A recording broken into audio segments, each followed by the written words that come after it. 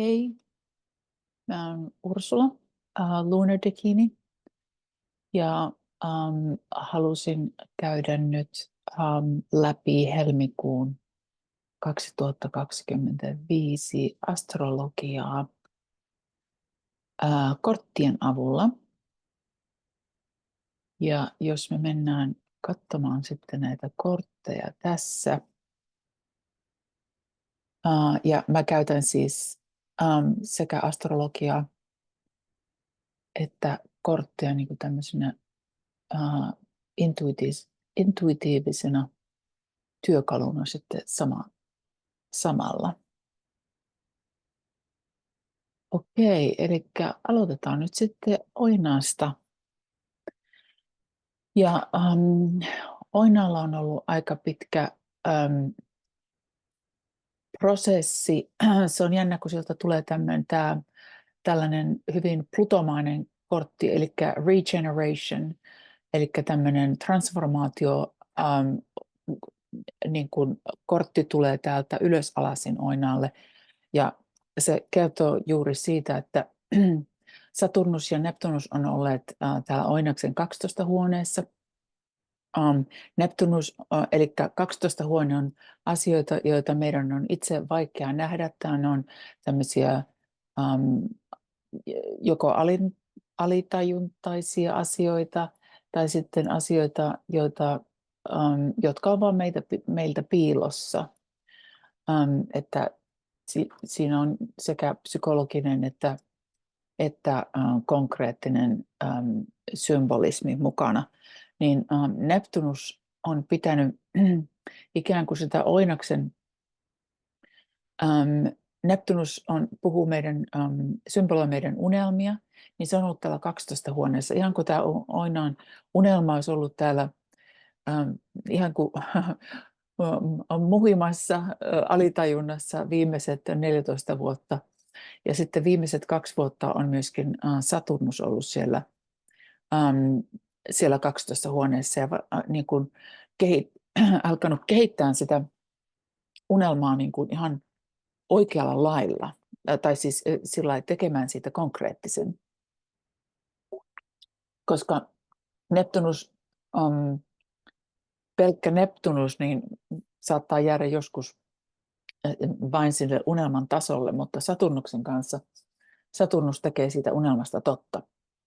Ja tämä on nyt sitten kaikki ollut siellä ikään kuin piilossa tai ikään kuin meidän alitajunnassa Oinaksen, tämä on nouseva, varsinkin nouseva Oinas, mutta myöskin aurinko-Oinas. Se on ollut siellä tavallaan muhimassa tämä ajatus ja tämä uusi unelma, joka koskee nimenomaan omaa identiteettiä ja kehoa ja kaikkea. Ja nyt se on sieltä tulossa ihan tämä jopa uusi keho, mutta myöskin ihan tämmöinen uusi identiteetti monella tavalla Oinaalle. Ja tämä tapahtuu nyt se tämän kevään aikana. Mutta siinä on vielä tekemistä, koska tämä kortti tuli ylösalasin. Niin se ei ole vielä lähimaillakaan niin kuin ihan selvä asia. Ja sehän on Oinaalle hieman rasittava asia, koska Oinas haluaa toimintaa ja on vähän kärsimätön sekä itselleen että muille ja haluaisi asioiden tapahtumaan vähän nopeammin, mutta se tapahtuu nyt sillä vauhdilla, kun se tapahtuu, että kannattaa olla vaan hieman kärsivällisempiä ja antaa sille muutokselle aikaa. Nämä on isoja muutoksia positiivisaan suuntaan. Okei, sitten katsotaan härkää. Härkä, täältä tulee tällainen aarresaari-kortti, joka on ylösalasin. Ja se viittaa vähän tällaisen, onko minulla tarpeeksi tämmöisen varsinkin materiaaliseen huoleen.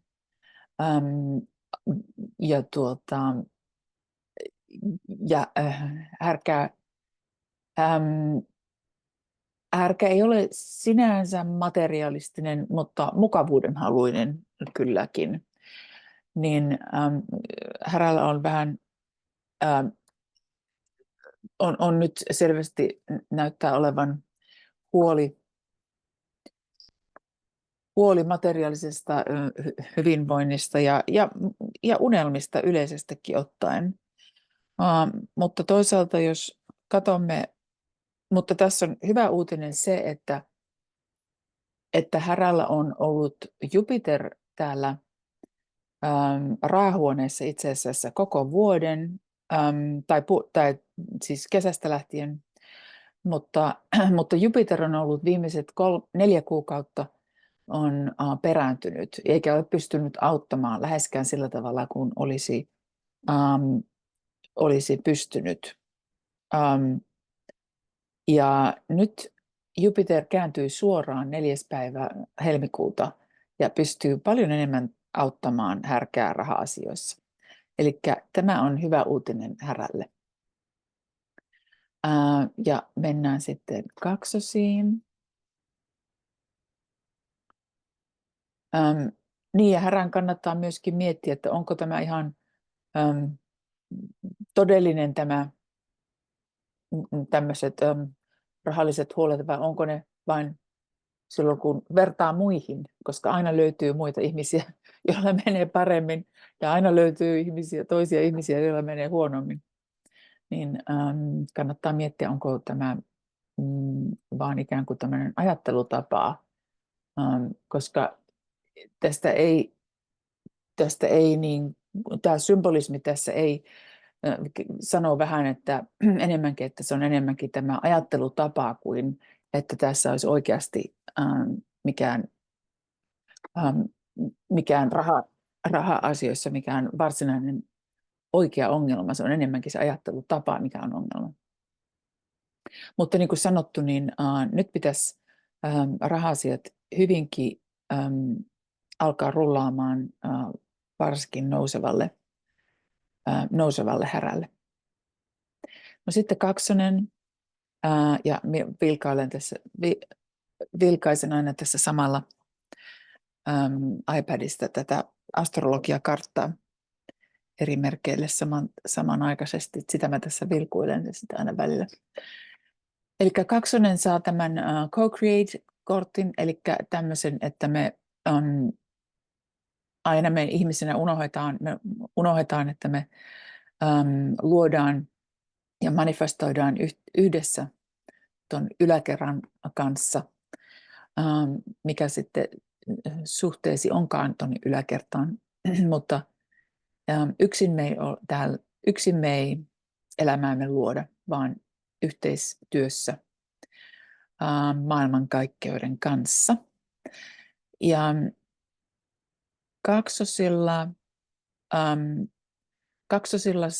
samantapainen tilanne kuin härällä, jolla Jupiter oli rahahuoneessa, mutta kaksosilla on tässä Jupiter on on kaksosissa ollut nyt viime kesästä ja viime keväästä saakka. Ja se on ollut hyvä asia, mutta Jupiter ei ole pystynyt kauheasti auttamaan, vaikka Jupiter on tänne onnen planeetta, mutta kun se perääntyy, niin se ei pysty paljon auttamaan. Mutta nyt Jupiter kääntyy suoraan 4. päivä helmikuuta, ja nyt pitäisi alkaa taas asiat sujumaan. Kaikki, mikä oli jumissa tähän saakka, niin pitäisi alkaa taas kulkemaan. Ja tämä kertoo varsinkin kehosta, identiteetistä, koska tämä on ensimmäinen huone kaksosilla, niin tosiaan se puhuu tästä brändistä, omasta brändistä ja on tämmöinen hyvin kokonaisvaltainen tämä Jupiterin vaikutus täällä, joka on onnenplaneetta, joka me saadaan vain 12 vuoden välein. Eli tämä on nyt sinänsä, pitäisi olla onnekasta aikaa kaksosille yleisesti ottaen, vaikka Jupiter ei ole kauhean ähm, välttämättä Jupiter ei on niin kuin eri mieltä. Tai sanotaan, Jupiter ei ole kaksosissa ihan täysin kotonaan, mutta kuitenkin se auttaa kaksosia niin paljon kuin se pystyy. Ja nyt pitäisi tosiaan alkaa paremmat ajat, koska viimeiset 4 kuukautta on ollut hankalaa. Tai on ollut ehkä takapakkia, joutunut, asiat ei ole edistynyt niin hyvin kuin olisi halunnut. No, seuraavaksi rapu. Rapu saa tämän ajattelijakortin. Ja tämä ajattelijakortti viittaa ehkä nyt sitten tällaiseen siihen, että rapu yrittää nyt miettiä parasta mahdollista tietä ja mitä tehdä, koska Mars on nyt ravussa ollut kauan aikaa ja perääntyy edelleen, kääntyy suoraan 23. päivä helmikuuta, jolloin pitäisi alkaa nämä kotiasiat taas selviämään, ja on ollut ehkä kyseessä jotain ongelmia, ehkä remonttihommia kotona, tai sitten perheessä on ollut jotain, perheet, sukulaiset, kaikki kotiin, vanhempiin, kotitaloon, kotiasuntoon liittyviä asioita. Ne on ollut aika rasittavaa, koska Mars täällä ei tykkää olla ravussa ollenkaan. Mars on sotamainen, ja tällainen toiminnan planeetta, kun taas rapu on niin kuin perustaa toimintansa tunteisiin, ja niin rapu ei kanssa kauheasti tykkää, että Mars on täällä vierailemassa, mutta näin se vaan on tällä hetkellä. Ja toisaalta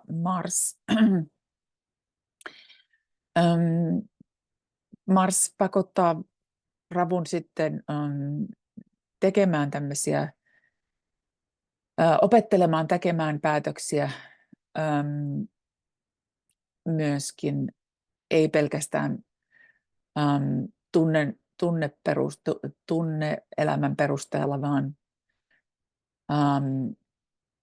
vaan ihan sillä lailla, että tässä on saattanut tapahtua asioita niin pikaisesti, tai sitten ne on tapahtuneet äkkipikaisesti, tai sitten ne on tapahtuneet tosi hitaasti tai niin kuin liian hitaasti.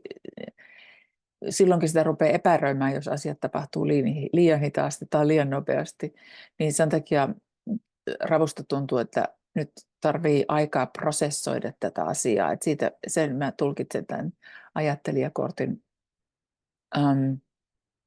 että sen takia tämä ajattelijakortti tässä. Mutta ravulle hyvä uutinen on se, että Jupiter tulee tänä kesänä, heinäkuun 7. päivä, Jupiter muuttaa rapun vuodeksi joka 12 vuoden välein. Me kaikki saadaan Jupiterin merkkiimme, ja Jupiter rakastaa olla ravun merkissä, ja se auttaa rapua todella paljon seuraavan vuoden aikana. Eli kohta ravulla helpottaa, mutta ei ihan vielä, että tämä helmi, maalis ja osittain huhtikuukin on vielä vähän, se voi olla hyvin monimutkaista ja rasittavaa tämän Marsin vierailun takia. Että siellä saattaa myöskin olla joku sukulainen tai perheenjäsen, joka aiheuttaa kaikenlaista rasitusta. Mutta kohta helpottaa, ja sitten kun Jupiter tulee rapuun, niin se on todella se on todella mukavaa ja hedelmällistä aikaa ravulle. Ja se kestää vuoden. No seuraavaksi leijona. No leijona saa leijonaa vastapäätä oleva merkki on vesimies, johon Pluto on juuri siirtynyt lopullisesti seuraavaksi 80 vuodeksi. Niin se on mielenkiintoista, että tähän tulee tämä rauhakortti leijonalle. Leijona tuntuu olevan suht koht hyvässä paikassa juuri nyt. Mutta varoituksena se, että kun Pluto tulee oppositioon, eli 7. huoneeseen, niin silloin me opitaan todella paljon sitten ihmissuhteista, parisuhteista kyllä, mutta kysymys voi olla myöskin ystävyyssuhteet, kaikenlaiset ihmissuhteet ja varsinkin nouseva leijona tulee todellakin oppimaan enemmän omista voimavaroistaan ja tulee todella oppimaan itsestään enemmän ja jopa elämään saattaa ilmestyä joku hyvinkin elämään mullistava saattaa olla partneri, saattaa olla siis parisuhde, mutta se saattaa olla myöskin ystävyyssuhde tai joku tällainen ihminen, joka tekee todella ison vaikutuksen ja täysin mullistaa elämän suuremmaksi osaksi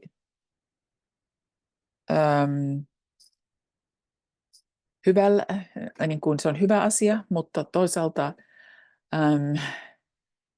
kun se on oppositiossa, niin jonkinlaista valtataistelua saattaa myöskin tapahtua. Mutta toisaalta leijona löytää siinä myöskin omat voimavaransa. No sitten, hetkinen leijona. Ja sitten seuraavaksi on neitsyt. No sieltä tulee tämä Loyal Heart, eli tämä uskollisuuskortti. Okei, neitsyillä ei ole ollut mitään, monet nousevat neitsyöt, heillä ei ole ollut mitään helppoa aikaa partnereiden kanssa, koska se Saturnus ja Neptunus on ollut oppositiossa 7. huoneessa, mikä tuntuu neitsyltä tässä vaiheessa varmaan ihan kuin olisi ollut monta vuotta, mutta Saturnus on ollut siellä vasta pari vuotta, mutta lähtee tänä keväänä sekä Neptunus lähtee maaliskuussa ja Saturnus lähtee sieltä pois sitten 7. huoneesta. Onko se huhtikuussa? Eli silloin nouseva neitsyt tulee huomaamaan, että asiat alkaa luistaa taas parisuhteessa ja ihmissuhteissa yleisesti ottaen. Ja varsinkin, koska nämä auringonpimennykset, kuun pimennykset alkaa neitsyössä ja kalassa, niin on hyvin mahdollista, että tämä kortti varsinkin viittaa siihen, että hyvin mahdollista, että neitsyt tapaa ihan tulee ihan uusi tuttavuus, ihan uusi parisuhde elämään, joka näyttää tosi hyvältä. Sitten se saattaa myöskin, tämä kortti voi olla myöskin symboloida sitä omaa, niin kuin, että ollaan ikään kuin uskollisia itsellemme ja että jaksa neitsyt uskoa vielä itseesi, vaikka onkin ollut niin rankkaa parisuhteissa, niin yritä uskoa, nouseva neitsyt, itseesi. Ehdottomasti asiat alkaa selviytyä tässä kevään aikana, ja sitten vaikka ne saattaa olla vielä intensiivisiä nyt keväällä, mutta sitten kesällä asiat paranee huomattavasti. Okei, no ne planeetat tulee sitten syksyllä vielä takaisin, mutta siinä vaiheessa ei enää Saturnus ja Neptunus, ne ei tuo enää mitään uutta, vaan ne käy lopettelemassa vanhat asiat. Ja joillakin nousevan neitsyllä se tarkoittaa myöskin, että jotkut parisuhteet tulee sitten loppumaan, mutta uudet alkaa. Ja varsinkin tämä kortti kertoo siitä, että uudet parisuhteet ja uudet ihmissuhteet on tulossa elämään. Ja sitten ensi vuoden keväänä alkaa tosiaan ihan uusi aikakausi. Mutta jo tänä vuonna helpottaa huomattavasti nyt kesälläkin. Ja seuraavaksi Vaaka. Vaaka on, tässä puhutaan, Vaaka saa tämän building blocks, eli tämmöiset kortin, joka on ylösalaisin, ja se puhuu siitä, että pikkuhiljaa tätä Vaaka uudelleen rakentaa tätä identiteettiä. On ollut aika hurjaa menoa Vaalla, koska Vaaka on juuri selvinnyt Oinaan kanssa niistä auringon ja kuun pimennyksistä viimeiset 1,5 vuotta, ja siinä sitä identiteettiä ja ihmissuhteita on uudelleen rakennettu monelta päin, ja se oma identiteetti on täysin, se on vieläkin rakennuspuuhat on edelleen niin kuin ikään kuin meneillään, että tämä kortti on silti ylösalaisin, että se ei ole vieläkään ei ole valmista, mutta asiat näyttää nyt huomattavasti paremmalta kuin ennen, ja pikkuhiljaa alkaa pikkuhiljaa siellä alkaa asiat selvenemään, ja sittenhän on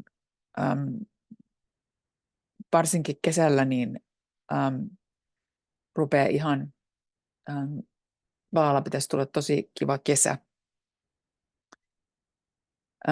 Se nyt mainittakoon tässä jo, mutta että vieläkin tämä identiteetin uusiminen, ihmissuhteiden myllerrys, niin se on vielä meneillään, mutta Vaaka jo tietää, mistä on kyse, että kyse ei ole enää mistään, mikään ei enää yllätä tässä vaiheessa. Okei, ja sitten tosiaankin niin kuin, kiva kesä näyttäisi tosi kivalta. No, seuraavaksi on Skorpioni. Skorpionilla a fork in the road, eli tienhaarassa, kahden tien haarassa on niin kuin Skorpionilla on valinta edessä, ja se on, toisaalta ei kannata stressata sen valinnan takia, koska se tulee olemaan aika selvä se valinta, koska siinä ei ole paljon sanomista Skorpionilla, koska Pluto on muuttanut lopullisesti sinne Skorpionin 4, eli kotiympäristö, niin se epätietoisuus, että mitä valita kotiympäristössä, mihin suuntaan mennä, niin se Pluto tulee näyttämään sen valinnan, eikä se juuri kysele, että se valinta tulee kyllä selväksi tässä. Mahdollisesti alkaa näkymään selvät merkit jo helmikuussa, mutta mutta myöskin kevään aikana. Ja siinä ei tarvitse enää ihmetellä, että mitä tässä tekisi, vaan se tulee hyvinkin selväksi, koska Pluto, Pluto, Pluto tuo sinne semmoiset niin pysyvät muutokset, että siinä mielessä Skorpioni voi ihan rauhassa, ei tarvitse stressata, mitä pitäisi tehdä, koska se Pluto tulee näyttämään tien. Ja seuraavaksi Jousimies. Okei, Jousimiehelle hyvä uutinen on se, että ollaan vihdoinkin saatu Pluto Jousimiehen rahahuoneesta pois. Ja se on iso huokaisu, mutta näyttää ihan kuin se Jousimiehellä olisi edelleenkin se ikään kuin se Pluton antamat testit ja kurssit, niin kuin tämmöinen rahakurssi ja rahasta opitut läksyt ja oman arvon tunteesta opitut läksyt, mitä Pluto on siellä käynyt opettamassa monen vuoden ajalta, niin Jousimies on ikään kuin vieläkään ei ole ihan, sillä on ikään kuin pieni trauma niistä raha-asioista. Vieläkin ei ole ihan selvin, niin kuin, ei ole vieläkin miettii henkisesti näitä asioita. Mutta kyllä se tämä Pluto-vaikutus alkaa pikkuhiljaa hiipumaan ja alkaa helpottaa Jousimiehelle ehdottomasti pikkuhiljaa. Ja kyllä tästä selvitään. Pääasia, kun ollaan saatu Pluto sieltä pois, niin nyt voi alkaa keskittymään tekemään niitä käytännön järjestelyjä ja sitten nojata siihen Jousimiehen luonnolliseen optimistisuuteen. Että tämä ei näy, tämä never ending story, eli tämä jatkuva negatiivinen filmi, mikä tulee meidän omista peloista. Se on vähän sitä niin kuin Pluton jälkimaininkeja ikään kuin, mutta että Jousimies tarvitsee ihan pikkusen vaan aikaa selviytyä siitä, että ymmärtää, että se Pluto on nyt lähtenyt ja se ei tule takaisin enää tässä elämässä, tämän elämän aikana, niin sieltä rahahuoneesta, niin kyllä se raha-asiat alkaa pikkuhiljaa tosissaan. Niihin tulee selkeys, kunhan ei anna sen vanhojen pelkojen niin kuin vielä antaa sen filmin kiertää siellä takana, vaan nyt luottaa siihen Jousimiehen optimistisuuteen ja luottaa siihen, että maailmankaikkeus pitää sinusta huolen. Ja nyt on raha-asioiden läksyt on opittu. No sitten Kauris. Kaurilla on tämä Exchanging Gifts-kortti, joka on siis tämmöinen lahjojen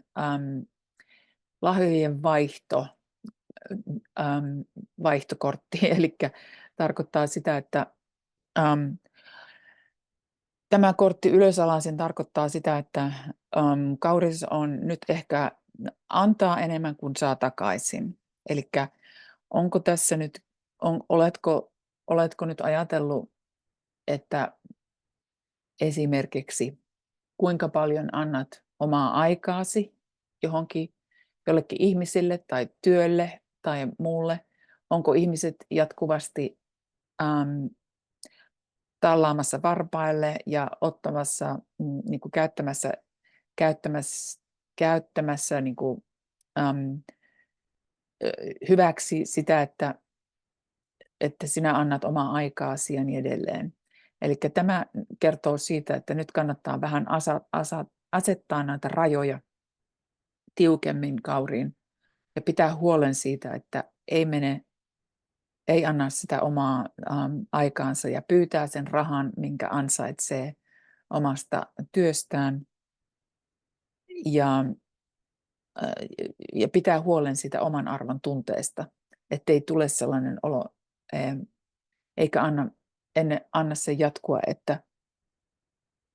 että koko ajan tuntuu, että antaa enemmän kuin saa ja jos kauris uupuu, niin siitä ei hyödy, se on kaikille huono asia. Okei, sitten vesimies. Eli vesimiehellä on tämä TikTok, eli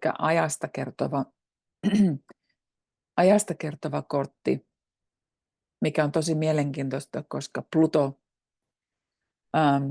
saapui vesimiehen merkkiin viime lokakuussa ja marraskuussa, onko se lokakuu vai marraskuu? Marraskuu ja nyt lopullisesti on siellä seuraavat 20 vuotta. Eli aika ei todellakaan lopu, vaan tämä on enemmänkin, että vesimies on hyvinkin, kun Pluto saapuu niin uuteen merkkiin, niin se antaa aikamoiset voimavarat. Se näyttää vesimiehelle, mitkä hänen voimavarat on ja mitä hän on, missä voimavaroja ei ole. Ja vesimiehellä alkaa ihan uusi ymmärrys identiteetistään. Mutta aikaa siihen on, koska Pluto on täällä seuraavat 20 vuotta, niin kuin sanottu. Ja aika ei lopu. Ja tämä on tässä on varmaan ihan oma tottumisensa tähän niin kuin vesimiehen pitää tätä Plutoa siellä niin kuin vieraana. Se on intensiivinen vieras, siitä ei ole epäilystäkään ja vesimiehen täytyy olla myöskin tarkkana, että se Pluton voimallinen vaikutus ei vie mennessään. Ja mitä mä sillä tarkoitan? No, joskus hyvin voimalliset ihmiset saattaa ilmestyä elämään tai hyvin intensiiviset ihmiset saattaa, tai itsestä tulee hyvin intensiivinen. Itse alkaa löytämään ihan uusia ulottuvuuksia itsestään vesimies ja alkaakin ymmärtämään itseä ihan toisella tavalla ja huomaa, että minähän pystynkin tähän ja minähän pystynkin käyttämään valtaa tällä tavalla. Minulla on paljon enemmän valtaa tällä alueella esimerkiksi kuin koskaan ennen ymmärsin ja niin edelleen. Eikä tässä on monia positiivisia asioita. Se on vaan, että Pluton kanssa pitää olla aina varovainen, koska se on niin voimallinen planeetta, että kunhan siinä ei sitten mennä liiallisuuksiin, niin silloin Pluto on todella mullistava ja voimallinen planeetta, joka auttaa meitä löytämään omat voimamme. Ja tästä tulee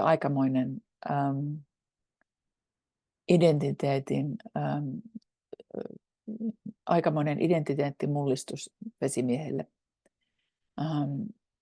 kun löytää omat voimansa.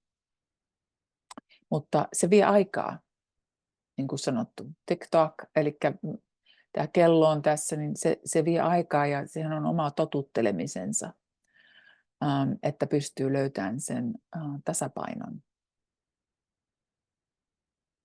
No sitten kalat. Tässä on tässä ja nyt kortti, joka on ylösalaisin. Kaloille, eli se kertoo siitä, että kalojen on ollut pakko, vaikka itse asiassa kalat on aika hyviä, no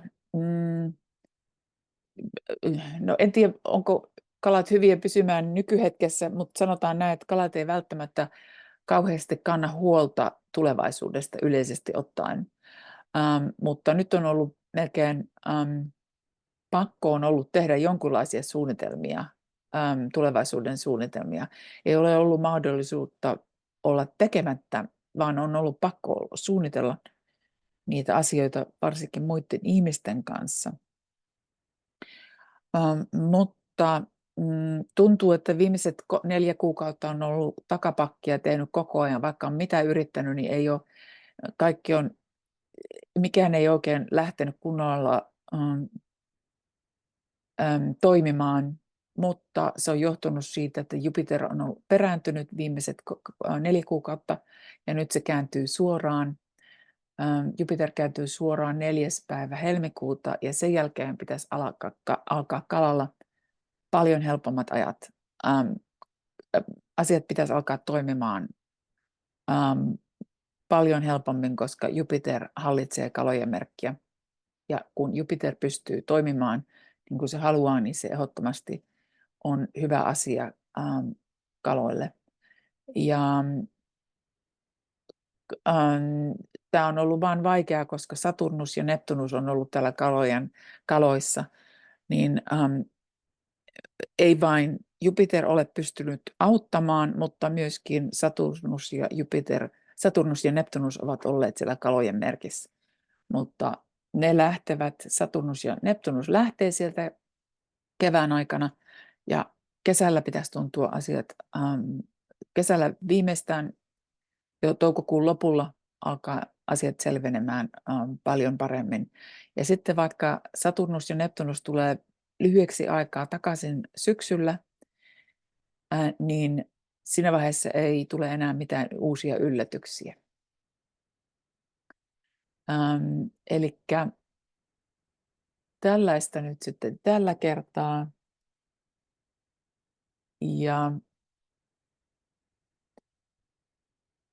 Ja mä teen siis tulkintoja, mä teen astrologiaa ja tarot-tulkintoja. Ja mun palveluista voi lukea enemmän mun verkkosivulla lunadakini-astrologia.com ja mulle voi lähettää sähköpostia ja myöskin sen verkkosivun kautta voi ottaa yhteyttä ja lukea mun palveluista ja tämä tällä kertaa. Kiitos.